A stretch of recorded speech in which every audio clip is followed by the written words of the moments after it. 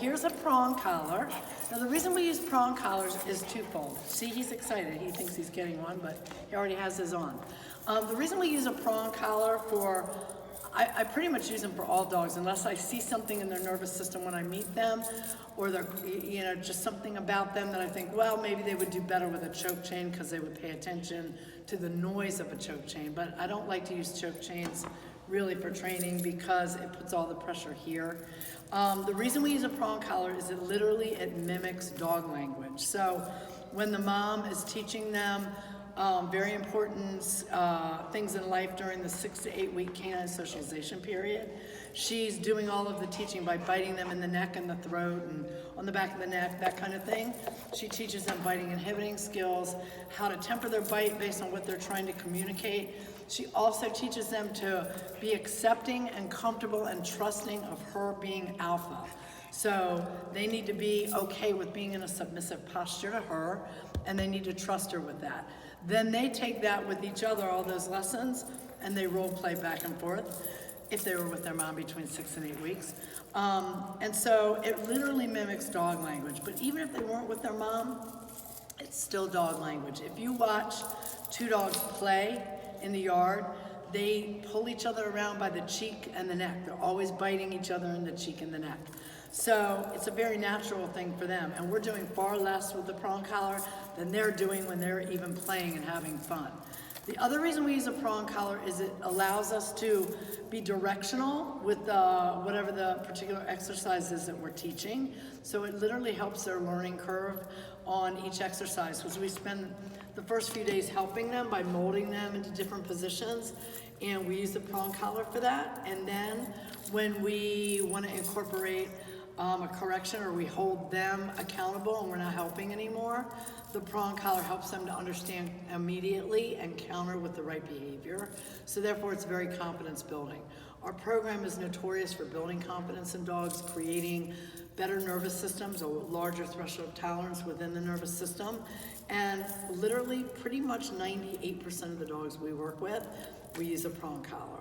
So if your dog is big enough, I like to use this medium link. It's a 3.0 millimeter. I only use Herm Springer because they're nicely made. They're machine finished and rounded on the prongs, plus they're chrome plated, so there's a lot of fluidity. They have nice links that attach to the chain. So I only use the Herm Springer. They're pretty reasonably priced. I'll send you a few different links. We also have them here if people are local and want to come over. I can leave it out in a package outside for you. It's up to you if you don't, because some of the delivery is taking a while based on the coronavirus. Now, the way that this needs to fit, it needs to fit properly. So it needs to fit up high on the dog, preferably underneath the jaw. But a lot of dogs have straight necks, so it might come down a little bit. That's fine. The way that you put this on and off, the prongs are wider. Whoa, I almost went man down there. That's my daughter cackling in the background. She's the one videoing. So these two prongs are going to be wider than the holes right there, okay? This is really why it's called a pinch collar, because you have to pinch this side. So my pointer finger is going to put that tip in first, then my thumb is gonna squeeze like that. Then to get it off, I take my pointer finger of my left hand and I push up, and then I re-grip up top here so I can squeeze and wiggle. So if this were my dog's neck, I'm gonna go around, and when there's a dog underneath it, it's easier than with nothing. And I'm gonna put the pointer finger tip in first and squeeze that tip in there. And this is how it should fit. I should only get a pinky under a tooth. It should be that snug, and I should have to kind of shimmy the collar around to get to the chain portion. This one's a quick release, so it has this, just ignore it. At first you can hook to both of these until your dog gets a little bit used to it, okay? Then once they're used to it and they're sort of pulling against it on their own, because you're not involved when you walk them the first few times, just let them do it themselves.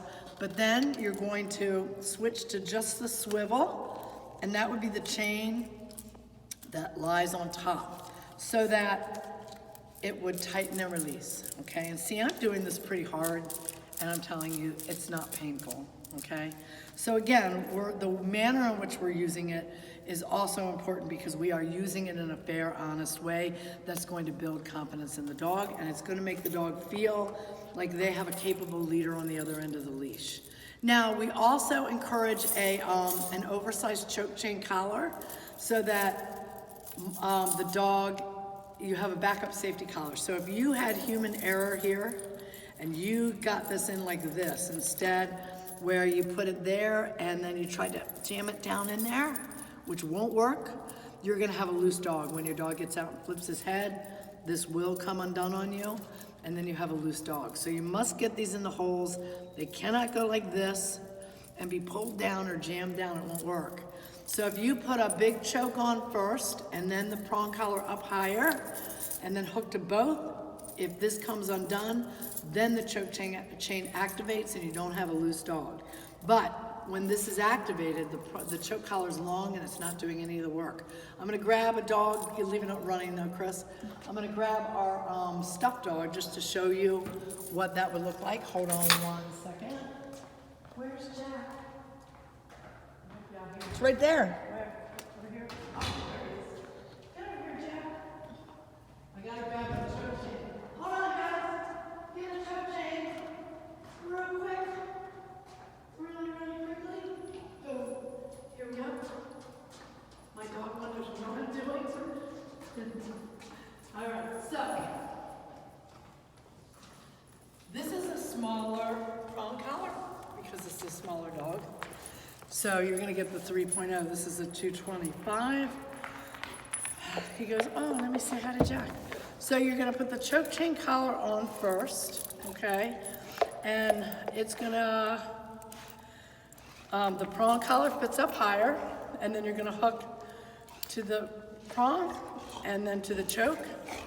And if you'll see, the choke collar is not doing any of the work, just the prong collar is. But if this were to come undone, then it activates so I don't have a loose dog, okay? All right, so that should do it. If you have any questions, just text or call or email. Thank you, bye.